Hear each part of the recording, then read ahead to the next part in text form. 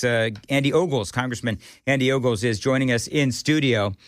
All right, I'm peppering the congressman with questions. So let's talk about AI, and let's talk about the legislation that is out there, and because this was a little controversial.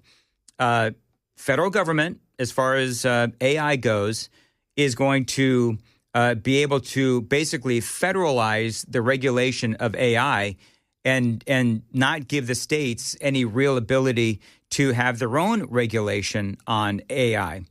And so there's a lot of people that are on our side of the aisle that are screaming about states' rights and these kinds of things. And so there is a bit of a split within the Republican Party on this. So talk about where you stand on that and talk about, why these regulations needed to be federalized. Yeah. So, first of all, I am a 10th Amendment states' rights guy to the core. But there are certain issues and lanes, if you will, that really are the purview of the federal government, one of those being national security. And there's really not a good comparison, but the closest thing that I can articulate is when you think about AI, and yes, we have it on our phones, whether it's ChatGPT or Grok, but when I think of AI, I would compare it to nuclear weapons.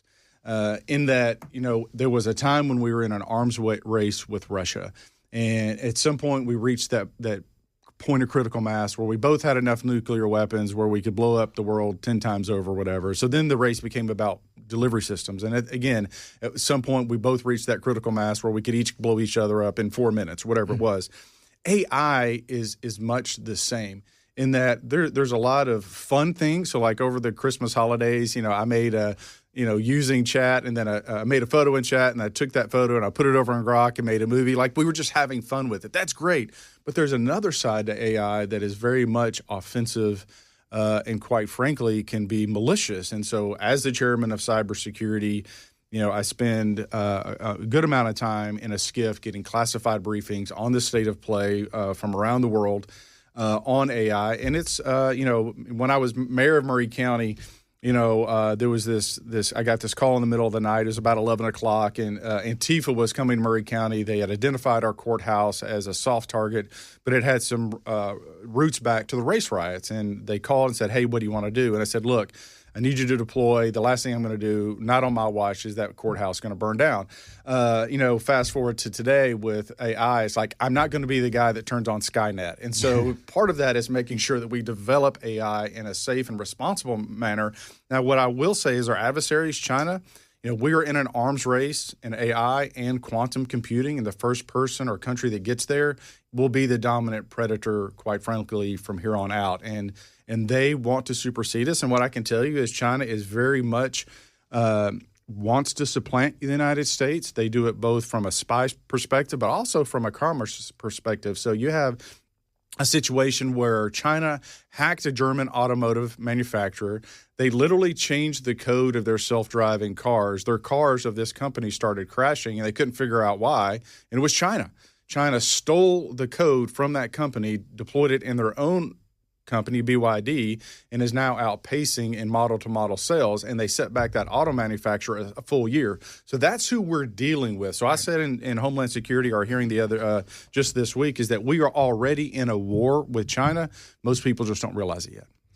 So the reason why the regulations on AI needs to be federalized is because if we allow the states to have their own regulations, does it bog down the regulations, and it becomes an impossible cumbersome patchwork that is hard to navigate, but also we've got to make sure that it's developed responsibly. So we're going to do this in a smart way. And to get it, I'm all for – and what I will say is the federal government's approach to AI is we're very much about entrepreneurism. So one of the things I'm doing as the chairman of cyber is creating a working group between the private sector and the government, because the government alone cannot advance AI to the next level. We're going to need the Elons. We're going to need the Anthropics. We're going to need that small entrepreneur in Nashville.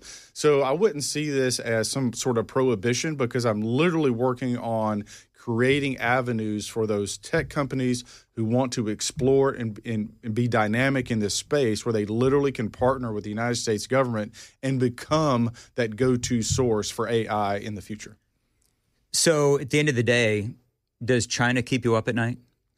Yeah. Is it China or Russia? Oh, it's by far China. China. That's what keeps me up at night too. Yeah. So when you look, and you can go like punch into Chat or Grok, you look at Salt Typhoon or Volt Typhoon. So you have this Typhoon consortium. Those are China-controlled entities. Nothing in connection with China is outside of China's control. Russia's a little different in that you have these entities, these hacking groups that obviously work for the state, but they're also kind of free market. They're freelance. They're for hire. So as long as you're not embarrassing the Russian government, as long as you're not going counter to the Russian government, so it's much less directed than it is with China. Everything that China is doing is deliberate. So what do I mean by that? So when you look at water systems and electrical grids across this country, China has embedded software all over this country to be used as an attack in the event, say, let's say they want to do something in Taiwan. So one of the things we're trying to do is equip localities with the ability to get that software out of their systems, create redundancies. So yes, China keeps me up at night because I literally go into a skiff every single day, and I start my day or my afternoon with how many times were we attacked last night. Can we do the same thing to them? He's squirming a third time, Joan. Well, I have to pause to make sure nothing that I say is actually classified. But what I would say is, and again, in the hearing, so it's what's unique. So we all know politics is partisan. Obviously, you have Trump derangement syndrome. But what's interesting about cyber and homeland security is, again, so financial services, which is banking, like the Republicans' witnesses versus the Democrat witnesses, their opinions are like day and night. Yeah. When it comes to cybersecurity and AI, I mean, even the ranking member, the Democrat ranking member, leaned over to me and said, I don't know that I've ever seen a committee where all of the witnesses, Republican and Democrat, agreed. Yeah. Now, their approaches might be slightly different, but even the members on cybersecurity, like obviously they rant and rave about ICE. Look, we're on a hearing about cybersecurity and they're talking about ICE. It's not even the same. Okay, fine. If they want to burn half of their time talking about ICE, so be it. But even the Democrat members understand that this is the next battlefield. This is the race that we're in with China. And if we don't win it, I hope you learn Chinese soon. All right. I want to talk about Iran. Yeah. And we're going to do UAPs and I think and some on the economy. All right, let's talk about Iran. Yeah. People know my opinion on it, so you tell me what is your opinion on it? We've got we got big battleships or whatever they are going to the region, and things seem to have tamped down a little bit, but we don't really know what's going on in Iran. So what do you think is going on? So there's a lot to unpack there, and we could talk about Iran all day. But so one of my conversations with Elon is, he previously there was a couple of thousand Starlink units in Iran. They've been literally going door to door and collecting those. So I reached out to Elon to see if there was any opportunity to get more in the country and to see if he needed help getting them there. And so I won't say how many, but he's deploying a significant multiplier of that 2,000 into Iran to try to get information in and out. Obviously, we have assets on the ground. But let me be clear, there's no need for U.S. troops on the ground in Iran. That's not our role. What we've seen in the Middle East in particular, that nation building and trying to establish a democracy by force doesn't work. It's got to be at the will of the people. That being said, can we play a strategic role in, destabilizing, the current regime? Sure. But again, that would be limited in nature. But look, the supposedly, and I haven't seen an update this morning, the murders have stopped or at least slowed down. They were killing a couple of thousand individuals per night. Yeah, it's crazy. It's hard to fathom, quite frankly. But that being said, is that there's a real opportunity for regime change in that country, which totally changes the dynamic of the Middle East. The entire Middle East. Iran is a huge state sponsor of terrorism, Hamas, Hezbollah, et cetera. Quite frankly, Qatar's role and importance in the region is because of Iran, because they tend to be that go-between. Qatar tends to play both sides of the fences, or Qatar. And so I've been very critical of Qatar because they do play both sides of the fences. I'm one of those, if you're our ally, be our ally. You can't also be, helping us out the front door while you're stealing from us and selling it out the back door. I mean, that just doesn't work for me. And so Qatar, quite frankly, I would argue would prefer not to see regime change because it lessens their significance on the global stage. But at the end of the day, the people of Iran want freedom. And prior to 1979, they were a free people. So my concern is I agree with you, but there's a lot of different factions out there. So who or what would replace the current regime? Well, I mean, I think that's the problem, right? Yeah. Is that you've had the Ayatollah for so long now. Now you have the Crown Prince, who's the son of the last Shah from 1979. I've actually been in communication with him. He's wanting to go in and help establish a government. Obviously, from our perspective, any individual, whoever that is, if it's you, it would be a temporary type of leadership, and you want there to be free elections. Now, that's hard to force on a country that otherwise has been just brutalized for how many decades now, right? And so, at the end of the day, they are largely in charge of their own destiny. Now, again, could we strike? Like kinetic, military depots and give the people a chance. So keep in mind, if you're in the South, my guess is you have one or more guns, right? But in Iran, you don't. You can't have a shotgun. You can't have a weapon. And so they have no way of defending themselves, which is why they can kill 2, 3, 4, 5,000 people a night with impunity. And aside from sticks and stones, they literally have no way of defending themselves.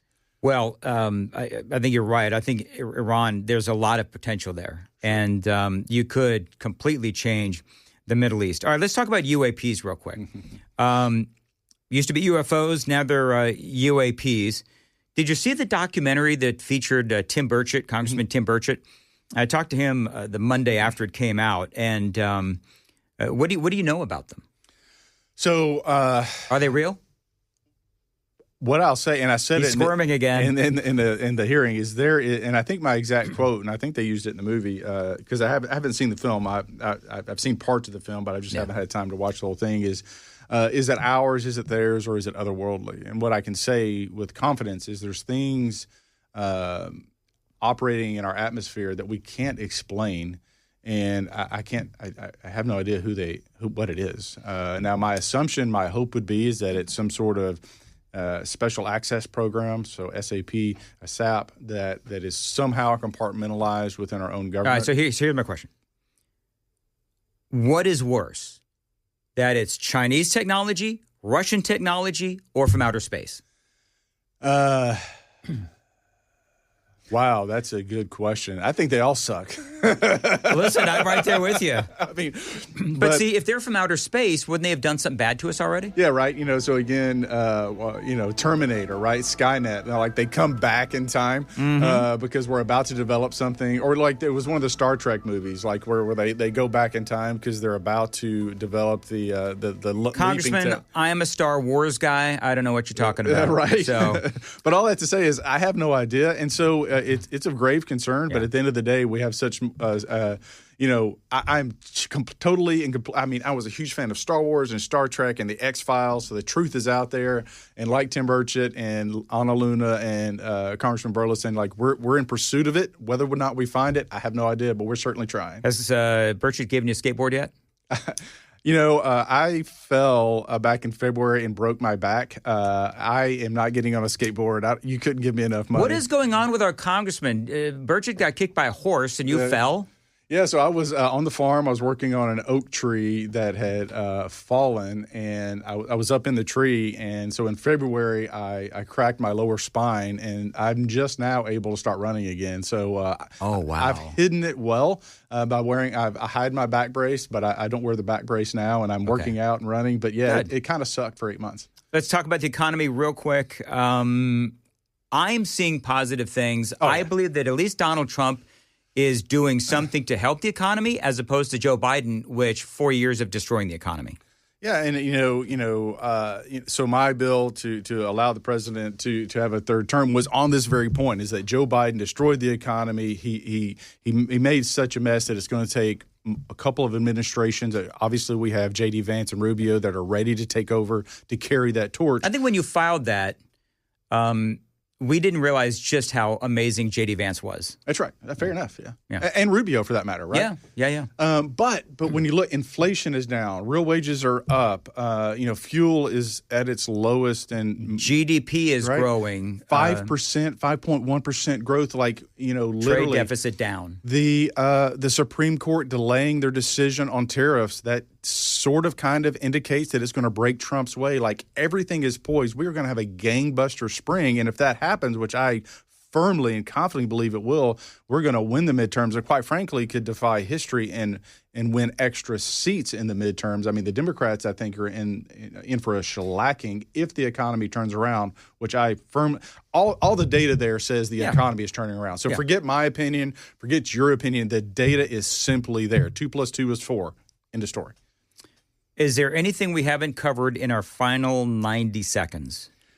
What are people worried about in the fifth? It's the economy. I mean, at the end of the day, it's about jobs and the economy. I think, when you look at, you and I, you're in the political space. I obviously am consumed by cyber, AI, and China. Those are real world concerns. But at the end of the day, we're all worried about our pocketbooks. What is tomorrow like? What's the future for our children? And that is, I can tell you, I have a personal relationship with President Trump. He truly loves our country. He truly cares about the future for our children and everything he's doing. Even like the 50-year mortgages, the 10% cap on credit cards, he's sending a message to those institutions of it's time for reforms. It's time to think outside the box because we have a country to save, and that's what's going to happen with his leadership. You've got one of those dreaded 3 a.m. phone calls from Donald Trump? I have not. I have a close enough relationship with him that that's not necessary. All right, very good. Congressman, always great to have you in, and looking forward to your run for re-election. I mean, obviously you're running for re-election, and I don't even know, who's running for the Democrats, if anybody? I don't even know. Yeah, so anybody? I have a primary and a general opponent, but I have the fortune of, so President Trump endorsed me, and then like 2 weeks later, he endorsed me again. I'm not sure why he endorsed me again. You got a double endorsement? I got endorsed twice within 2 weeks, wow. And I'm like 99% positive. I'm the only member of Congress that's been endorsed twice in the same election cycle by the president. Have you had In-N-Out yet? Because I'm in D.C., I haven't, but man, I'm looking forward to it. There's a beautiful one and there. And you call yourself a Tennessean. Well, I'm just kidding. They're not I'm just from kidding. Tennessee, just to be clear. They are now. Their headquarters is in Frankfort. They are. I've had it like 5 times. Yeah. So when you have In-N-Out, because at 8:35, we're going to talk to Joan Jones because she finally had In-N-Out yesterday. Okay. And when you go to In-N-Out, I definitely want to know how you liked it. Well, I'm going to go to In-N-Out. I'm going to take a selfie, and I'm going to send it to you. Thank you. All right, Congressman. We'll talk to you again soon. It is 8:25. Joan. Can I just say one thing? Yes. Go animal style. That's all. Use a lot of napkins. Oh, okay. Animal style, there's a bunch of crap on top of it. And it's so good. I am against animal style. I think it's gross, and it gives you tummy problems. Go big or go home, baby. That's right. So Sam tells us 2 seconds before we're supposed to go back on that he's going to begin playing Chris-themed bumps for this segment. And then the back and forth between Dan and Sam was epic because he goes, Chris Cream? Chris Cream? What does that mean? What? What are you talking about? What's a Chris Cream? Chris themed. I can't hear. He's doing hip hop. That's why you got the old man hat on. You can't hear either. Shut up, Missy. Retard alert. Retard alert, class. Oh, no. So Joan had In-N-Out. You did? Yeah, she For did. The first time. She ate it. Do you want to tell the story? Yeah. Okay. You go ahead. So when I went, I thought I'd stop and I'd pick up some burgers for everyone to enjoy. My family, and so I get into the line, the drive-through line. Now I'm stuck in that line, right? Yeah. And they all say, "Nah, you know what? Don't bring it home because you really need to eat it hot, and we'll go another time." That's fake news, by the way. The burgers hold up pretty well. Well, so I'm stuck, and nobody else wanted any, so it was just me. So I get burger, and by the way, I ordered the protein burgers, protein style, whatever, so that it was wrapped in lettuce instead of being in bread.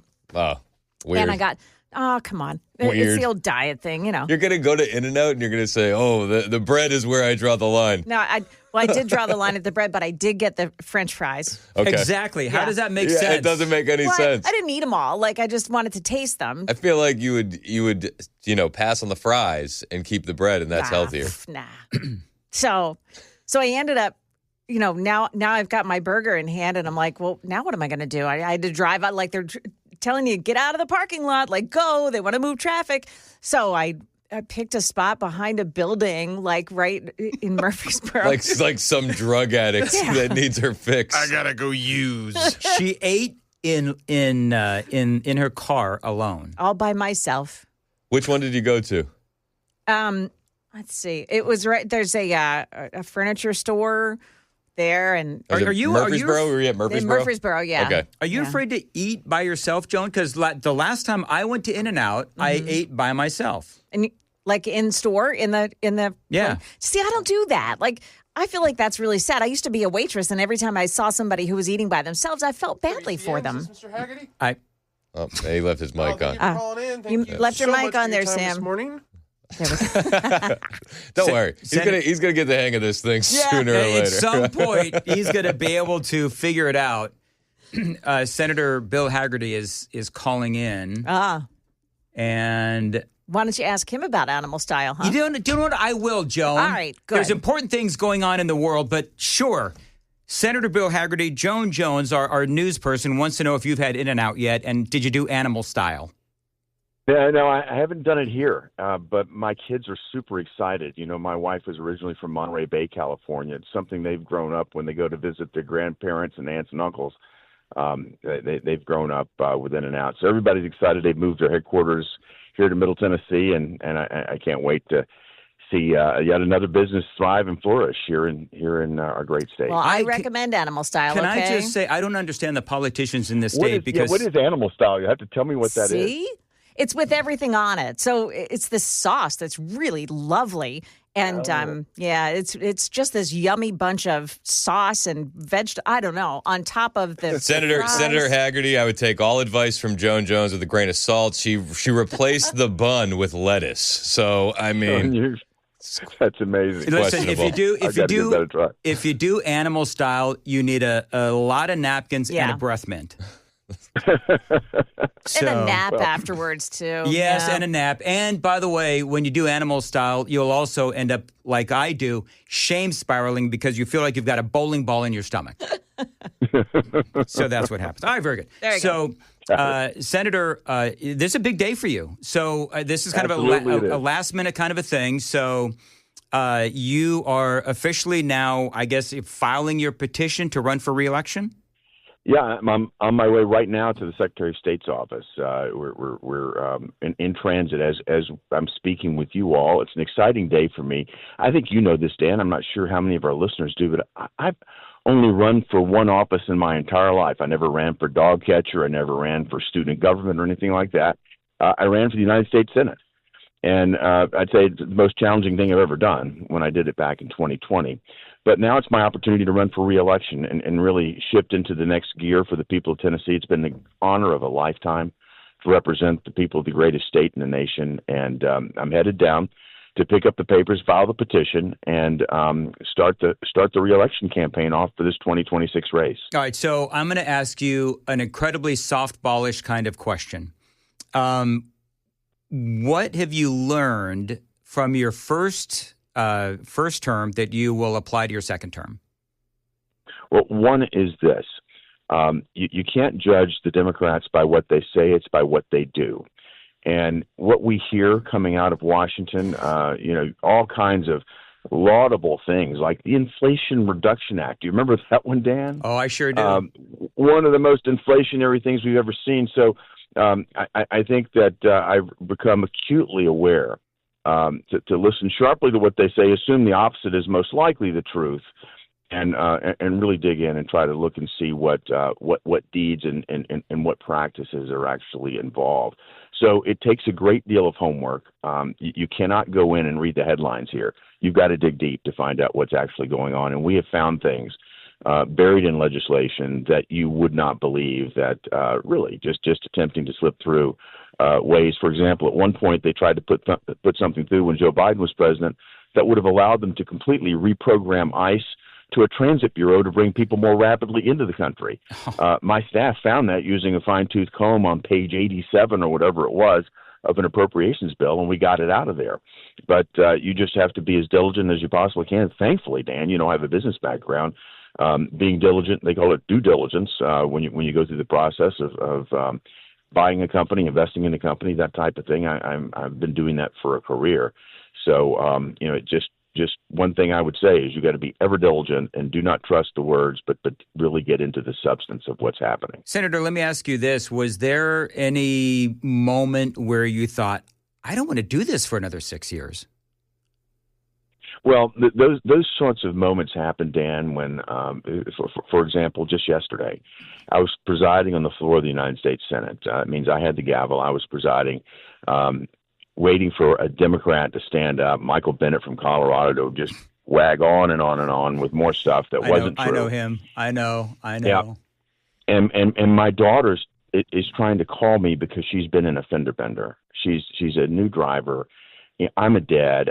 I want to be on the phone with her, and I'm having to say, honey, please text me. And she sends me photos of, her bent up fender, and I know she was in tears. And there I am stuck, can't call her for probably 45 minutes before I could get off the floor. And those are the times when I really, when your family life, when your responsibilities as a father or husband collide with a scheduled descendant that's quite demanding. But I don't regret it. My kids don't regret it. They know I'm doing this so that their future will be better and brighter. But those are the hard times. She's okay? She's okay. No, you may remember, when you're a young driver like that, this type of thing inevitably happens. But it's just so upsetting the first time something like that does happen. And, the car is, an expensive piece of equipment, and I know she just felt terrible about it. And, I ran into a gate when I was 16. I ran into a gate. I don't. No. Yeah, ran into a gate. I find it ironic how much the Democrats proclaim to be against family separation, yet they wouldn't let you talk to your daughter. You had to listen to them rattle on. Good point. Chris Senator I'd been an illegal alien, they would have been for me. Yeah, exactly. Senator, we've seen mobs attacking federal agents, elected Democrats siding with them in Minneapolis, Minnesota. What exactly is the threshold for invoking the Insurrection Act? Because from our vantage point, it looks like this has already been crossed. Yeah, this is something that's happened multiple times in history. Prior presidents have done it. You have domestic unrest. I think if you just turn on any television show right now, they go back to several decades back to look at the situation that's occurring or that was occurring then when the Insurrection Act was invoked, you'd see something very similar. I think President Trump has tried to send every signal that give every opportunity to the insurrectionists that they need to calm down, they need to back down. But here's a problem. You've got elected officials like Governor Tim Walz who are encouraging people to come out and resist. And it's something that's being fomented by a political party here in America. This isn't something that just sort of boiled up on the street. This has been actively encouraged by political leaders that are far left extremists here in America. And if you don't draw a solid line, if you don't say, look, we stand for law and order, look, President Trump ran on law and order. I certainly agree with that. I had the endorsement of law enforcement officers across this state. I think that we have to stand for law and order. We have to make a clear line. And if we don't, if we continue to coddle and appease these leftist protesters, they're going to continue to think that they can get away with anything. And what's the result? It's dangerous. People are getting injured. People are getting shot. People are getting killed. And if they think that waging war on federal officers is something that's acceptable, I think they've got another thing coming. And I think it's time. I think President Trump is contemplating it closely. I don't want to get ahead of him. But I think from my perspective, I think the circumstances are clearly present that he would be within his rights to invoke the insurrection. It basically put the necessary resources on the ground to stop this and to protect our federal agents and federal property. Senator, you've often sounded the alarm on China. I know that's going to continue if you win the second term. We know what's going on in Iran. We also know that China is also involved in all of this because China has the relationships with Iran. So do you have an indication as to what Donald Trump is going to do related to Iran's government and the message he wants to send to China? I can only answer it at a high level, and you'll understand why I'm not going to get. I'm very deeply involved in this. This is going to be the president's call, and particularly the timing of what he does. And I don't want to do anything that would eliminate or reduce the element of surprise to the extent that's beneficial to us. But I'll say this: he's been very clear that the American people support the Iranian people. We're not going to back away, look the other direction like Barack Obama did the last time we had a situation like this in Tehran. We are supportive of the Iranian people. People here in America support freedom, and the theocracy that has suppressed people in that country since 1976 has been murderous.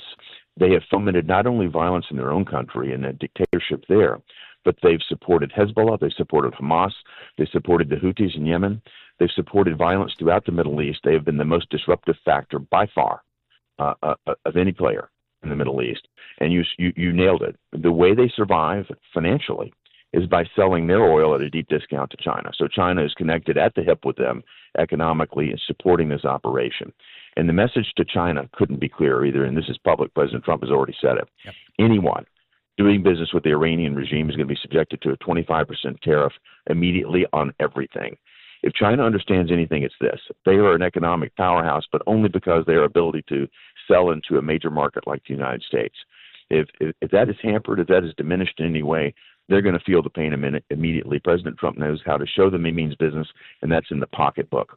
So I think that part of it, that aspect of it is very clear. What President Trump does specifically with respect to supporting the Iranian people and the type of message that China should take from that, I'll leave that as the facts unfold here. But I think you know this. Carrier strike groups are moving to the region. Yep. President Trump is dead serious. All right. I don't know. Chris, got anything else for the senator? I have one more thing I'd like to bring up with you and Chris, if I could, because we were talking about, insurrection. But one thing that is a stark comparison between what's happening in Minnesota and what is happening in Tennessee is what's happening right now in Memphis with Memphis Safe. Yep. And if you think about it, that is the epitome of cooperation with the federal government. It started back in conversations between myself and the mayor of Memphis last summer when I could see that I was going to be finally serving in the majority in the United States Senate and in a position to work with him. His initial reaction, I would say, wasn't positive. I'd been out there for the past 2 or 3 years trying to get my arms around the crime situation while it was unfolding. It turns out that they have a DA that was funded by George Soros to the tune of $600,000 that put him in office, a Yale-educated lawyer who is letting everybody go out there, demoralizing the whole system. But when I saw the opportunity for the tide to turn, began working with the mayor. Again, this is the mayor of the city of Memphis, not the county, not Shelby County, but the city of Memphis, and the police chief there and the sheriff there. And by the time Kash Patel was named in December, we began to work on a plan. This year, after President Trump took office, we began working directly with the local police authorities there in Memphis and federal authorities in Washington, D.C., working up the cases. And very quietly, starting in June, at the beginning of the summer, we went in and took out 142 of the worst criminals. Arrested them, charged them on federal charges. The next wave, we took out over 500. That was through the course of the summer. President Trump watched all this, and he said at the end of the summer, you're going to get the full menu, 16 federal agencies, including the National Guard, which is what the left is clutching their pearls about. But 16 different agencies, including the IRS, because all of these criminal operations have illicit revenue streams. We're going to charge them federally. We're going to send them to Leavenworth, not the Shelby County Jail. Today, we have arrested close to 5,000 of these criminals. We're cleaning up Memphis. People call me every day saying, thank you. We're back out on the streets. We're using the playground. We're going to restaurants again. The city is revitalized. Compare that. That's the model of cooperation between local and state authorities and federal authorities. Compare that to what is happening today in Minneapolis, where you have local authorities and state authorities trying to resist the federal government and creating violence, fomenting violence, I should say, that's precipitating all the unrest that we see. Night and day difference, and it all gets down to leadership, and thank God we're from a state like Tennessee. Amen. Senator, you mentioned the DA being funded, the campaign being funded by Soros. I think that's something like a lot of conservatives know and have been yelling about for years. Are there any discussions on what can be done to bad actors like George and Alex Soros at these high levels? Alex Soros took over for his father, and he said his focus isn't going to be elections. What they do is find weak points, low price point investments, if you will, that will destabilize the nation. And to spend $600,000 on a local DA's race compared to what is spent on a presidential race, they can go in and disrupt an entire city just by hitting a focal point like the district attorney. Yep, And huge they ROI. did it to destabilize Memphis. They're doing it around the country. You're right. It's a huge ROI for them. Soros made his money as an investor, and that's what he's doing. He's investing in chaos in America. Why he's doing it, his motivation, I have no idea. But it seems that that this is the type of thing that his organization has been breeding. The next generation is taking over, seemingly even more fervent to try to do this. I think the most, I'm not for silencing anybody's voice here in America, but when this type of activity takes place, we need to call it out. We need to make it visible, and we need to respond. That means we need to be putting up conservative options. We need to be coming in and going toe to toe with people like George Soros in these local races. They even go down to the school board level. Yeah. Republicans and conservatives can't be caught asleep at the wheel. We can't let what happened in Memphis happen to other important points.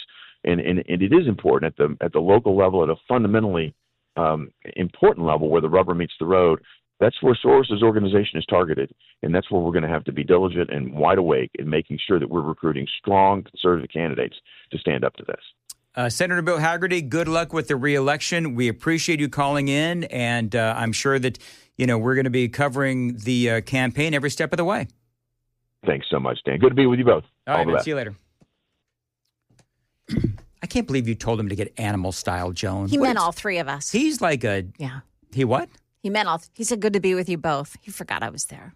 Well, because you told him to get animal style, and I told him he's going to need a breath mint and a napkin. I think he started ignoring Joan's opinion when he found out that she did lettuce instead of regular buns. I think you're right. on. Have you seen the text line? Yeah, I know. Nobody's reacting to the Haggerty interview. They're all just like, "Hey, Joan, lettuce instead of buns." Somebody said I Kind of liberalish. Right. Somebody said I was liberal because of it. Oh, my goodness. It's a diet thing, people. Is it true that you're a tree hugger, Joan? Absolutely not. Animals have feelings too and all that stuff. Joan is so crunchy granola. She got to the counter at In-N-Out, said, "Do you have granola?" They said, "Ma'am, this is a burger joint." Yeah. Also, I shave. Well, there you go. Yeah. No, she's not Brigitte Macron under the pits. You know what I mean? Exactly. All right. Exactly.